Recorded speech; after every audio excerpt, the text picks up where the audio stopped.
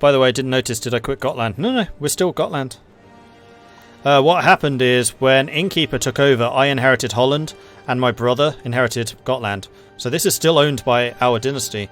And it's actually a really good thing that it is so. Like, this is one of the positives of confederated systems, is that now, because I am not his liege, any renown that Visby generates goes to the dynasty still. So we're actually gaining a lot more renown because there's 2 independent nations. And so I'm perfectly happy to do that. And he's been expanding down here quite happily. Like, we're allied, because it's very easy to get familial alliances. So we're still working together, but we're not under one lord. But no, this is the same game. And I quite like how you can kind of start expanding out with new titles as the inheritances go. It's a much better system than TK2. And the fact that you have the shared legacy is really good. Like, it makes it worthwhile to have a more fragmented family tree rather than just consolidating every time. Do vassals raise their own armies? I've not seen them do anything. No. Vassals give you a proportion of their troops. So my own levies are bigger because they're giving me a portion. However, you would get a lot more if you actually owned the county itself. The other thing you can do is you can modify your contract with vassals. So if we go to the court real quick, and then select one of my vassals, whom I'm not actually seeing. Let's choose Chieftain class.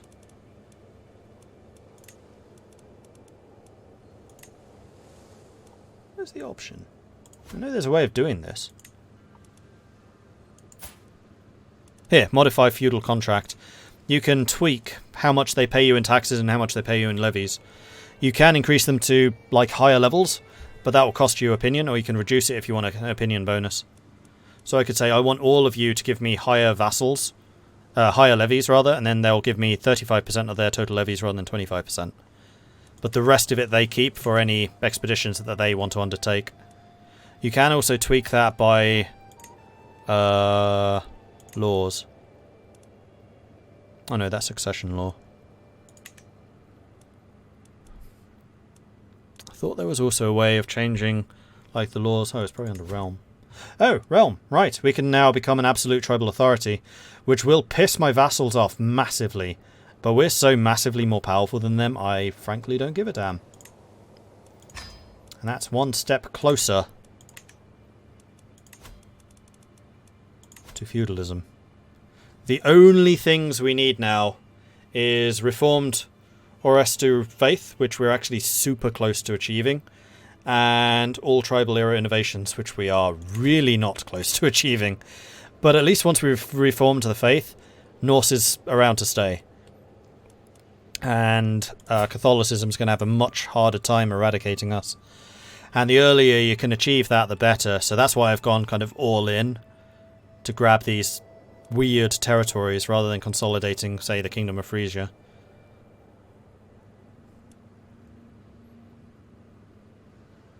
Actually, it's a fairly good question. How close are we to getting these technologies? So we've almost got Mots, which will allow us to upgrade our fortifications more. City planning is also getting awfully close, which will allow us to build some more buildings. Oh, those are the feudal buildings! Trading outposts, prayer halls, shrines, and village centres. They are! Okay, so we'll actually be able to build some of the feudal stuff with city planning. And Marshall, you're asking about the ledger? There it is. There's the ledger. In this, it just gives you a domain limit rather than information, but it's a ledger. It says so.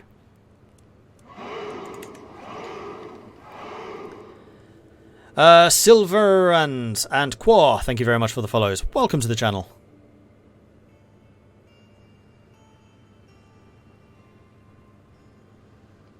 Moon's going to fulfill the outcome of the poll that we voted on last stream to take Prussia for the Norse. I mean, he's already taken Gdansk.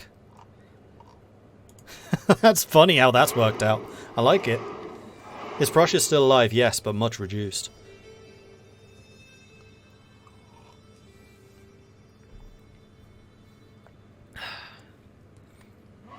Gixbo and Tizak, thank you very much for the follows. Welcome to the channel.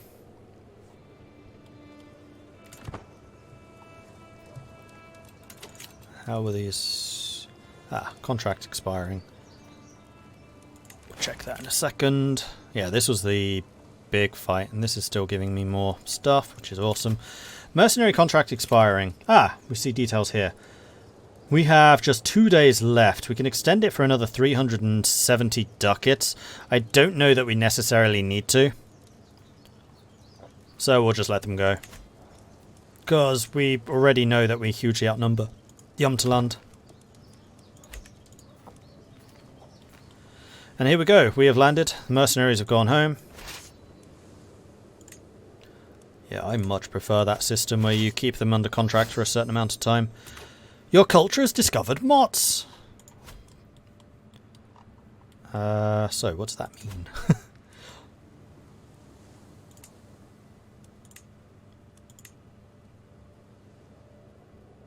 We could already get the fortified tribal hold. There's no difference here. Palisades can be upgraded. That's the difference. Palisades didn't used to be able to, now they can. And does it allow me to build up any of these buildings?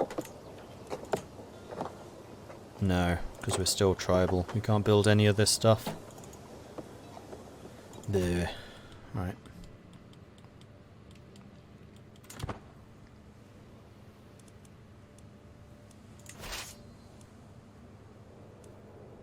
Alright, so we no longer have the disembarkation penalty. We still haven't seen any of Jomtland's armies. So I'm hoping that we can take Trondelag before they even appear. If they even bother fighting, I mean, they should. And because we're fighting in the mountains, that's probably going to be a lot of mountain territories. We inherited the chiefdom of Lolland Falster because Ricolfa died without an heir. That's fine. We'll just give it away to somebody else. So is there anyone on the council that needs it? No. Yes. Yapik does. And that'll make you a powerful vassal.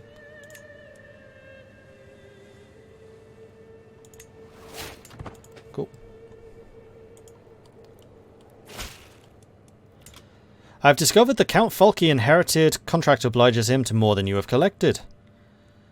Falky's feudal taxes are increased, or I get a weak hook on Falky.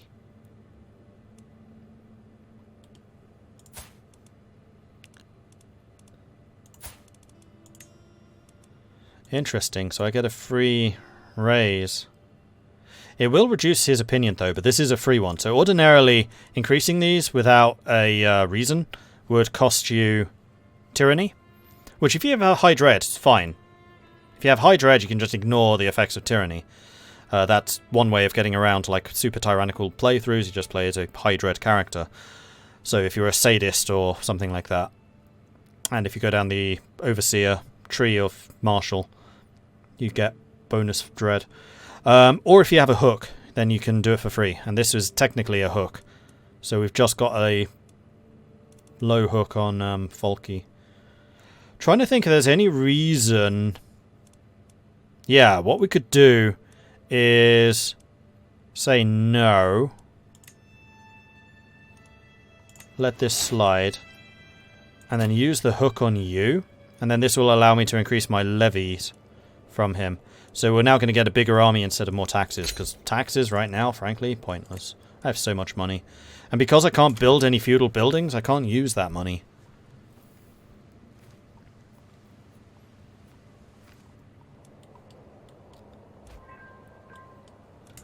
Helgi Kraka is an experienced fighter. Yeah, he is. Welcome to the good guys.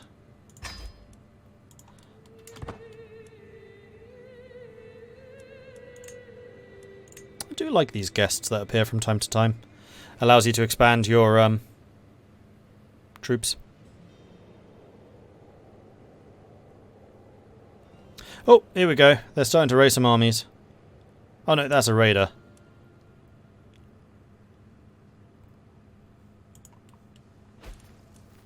These are just raiders. And there we are. Trondheim has fallen, so we have now taken the war goal. I think we're going to go for the capital next. And it looks like they're actually at war with some other people. Yeah, they are. Oh, it's a peasant revolt. Oops. Well, we'll leave the peasants alone for now.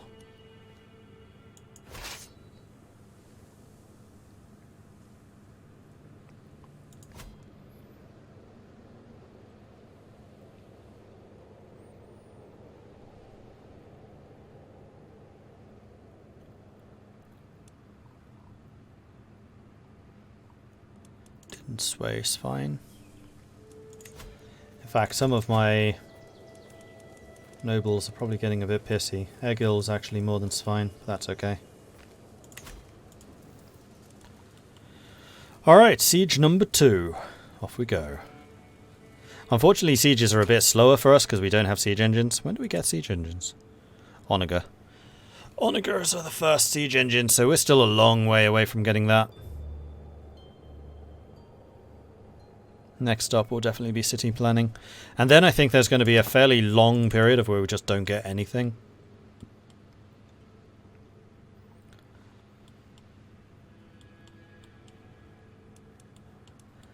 And then after this, I need to start picking some more fights with Catholic nations.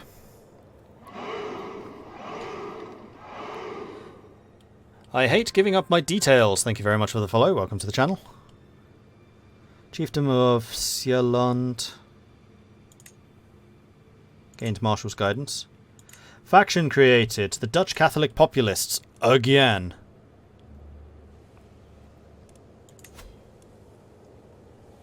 And peasant rabble. We actually have 2 factions at this point.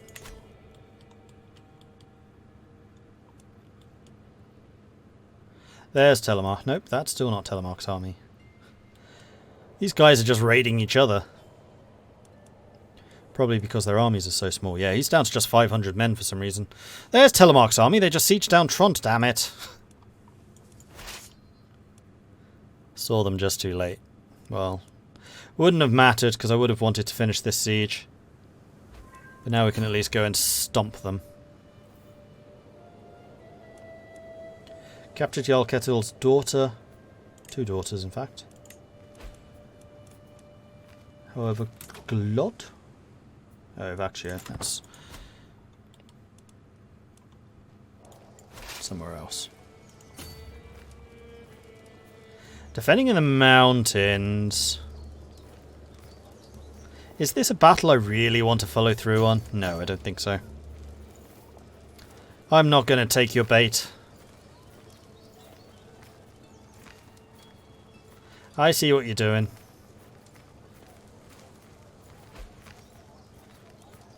The old Barid lost against Cadel of Powys.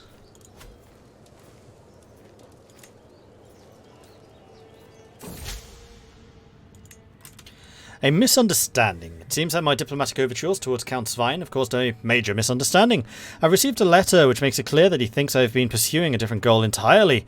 I'm your vassal, for Odin's sake. I don't need to read on to get to the point. All a big misunderstanding.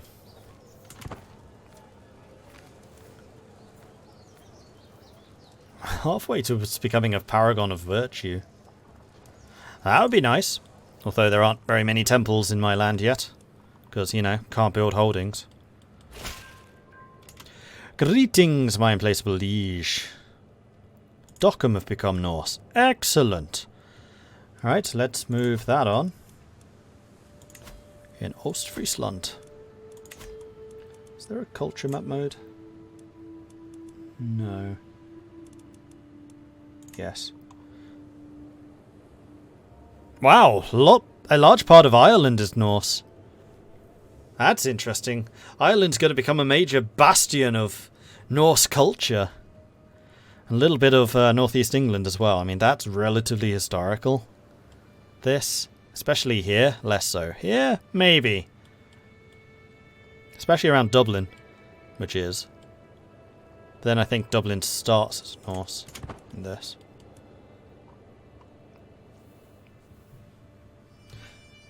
No, we're not 100%.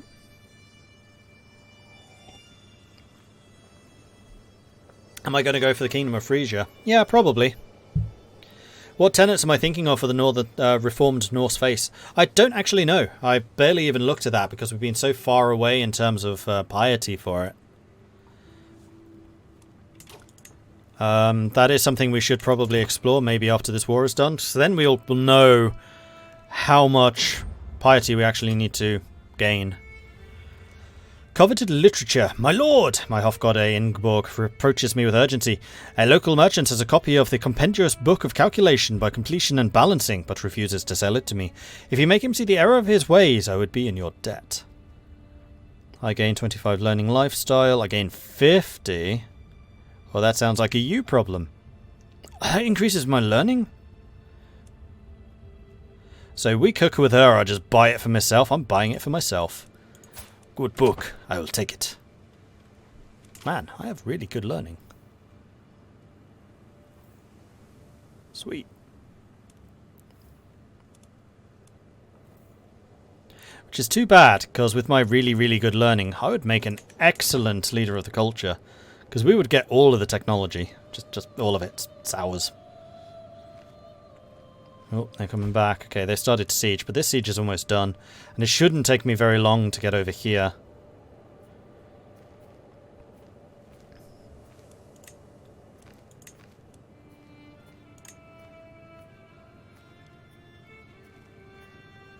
Well, they've got more reinforcements coming in, but it would be a defensive battle if I get there in time. Do they have catapults? They do not. Good. Go, go, go, go, go! Run!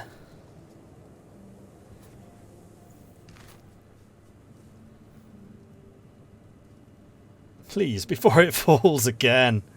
70% victory. If I beat this army, I probably win the war.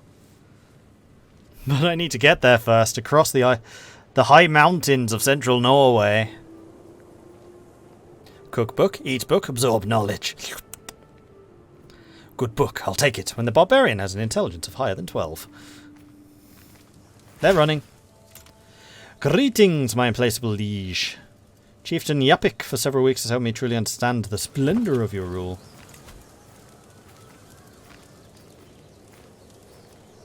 Yapik. Oh, you're doing domestic affairs. Right. Yeah, that's fine. Just improving relations. Am I going to get there before you get away?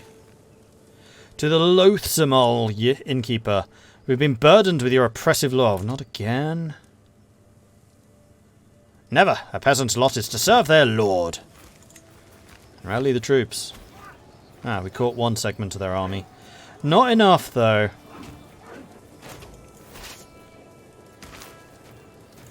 I need to try and catch them, even if it is in the mountains. We outnumber them more than 2 to 1.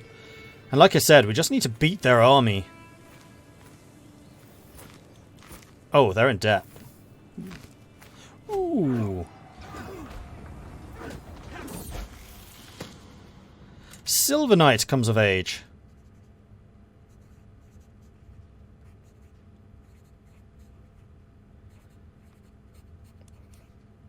You've become an intricate web weaver. I was just thinking, did I ever actually assign a guardian to Silver Knight? I mean, I must have. I couldn't tell you who, though. But you're an intricate web weaver. I don't usually train people, especially younger brothers, in intrigue. I don't think I ever set a guardian for you. Shy, humble, vengeful. Shoot. Okay. I need to marry you off far, far, far away.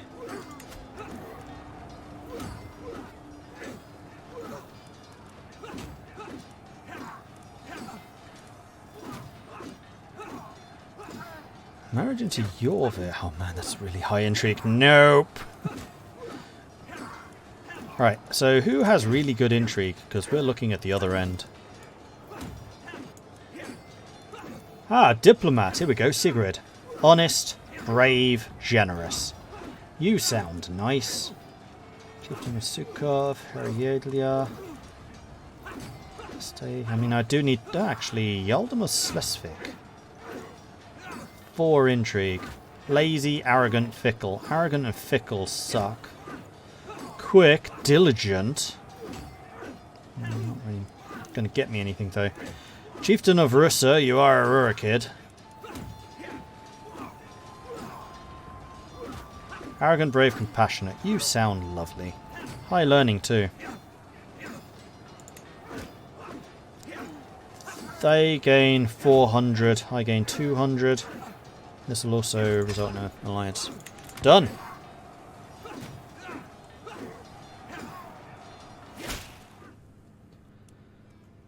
Excellent. So how's this battle going? We're crushing it. A helpful warning. Received a missive from the King Helgi of Sweden. It seems that Folki, my vassal, has requested support in a plot against me. There is nothing I value more than loyalty, Helgi's letter reads. Hence why I share this with you.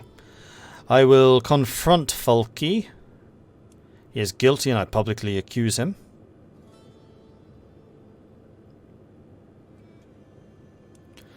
Well, the king can't be trusted. My vassals have my support.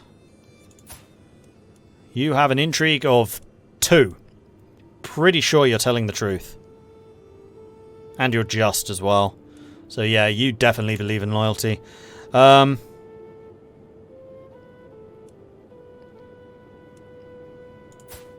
You hate my guts. This is definitely legit.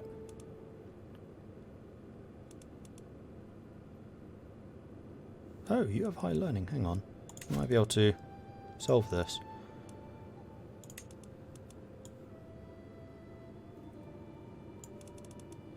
No, because landed lords can't be clergy. So you want to be on the council, but the only skill that you'd really bring is stewarding, which he's already got.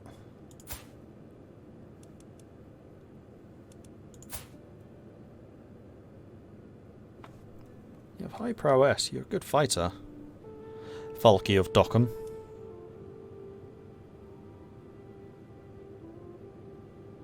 Part of the reason is because Yapik is not an important vassal, apparently. I'm going to publicly accuse him and just throw him in jail.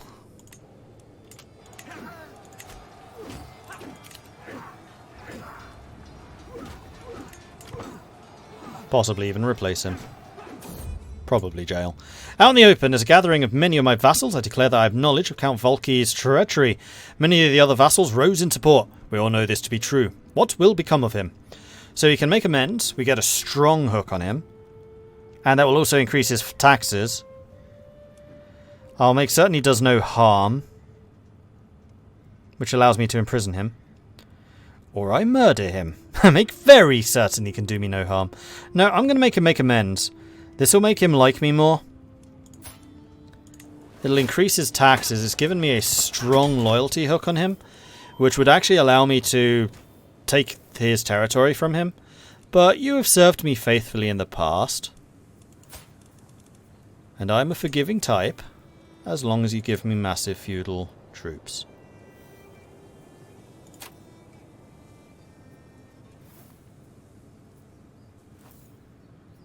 Oh, this is reusable. That's the difference between a strong hook and a weak hook. Oh, I've already done that once, because yeah, I increased your taxes. No, I already increased your feudal too high, and now your taxes are high. I am just abusing this guy. It's great. I will start swaying you though, because I don't want you trying to stab me in the back, though your intrigue does kind of suck. And there it is, 100%.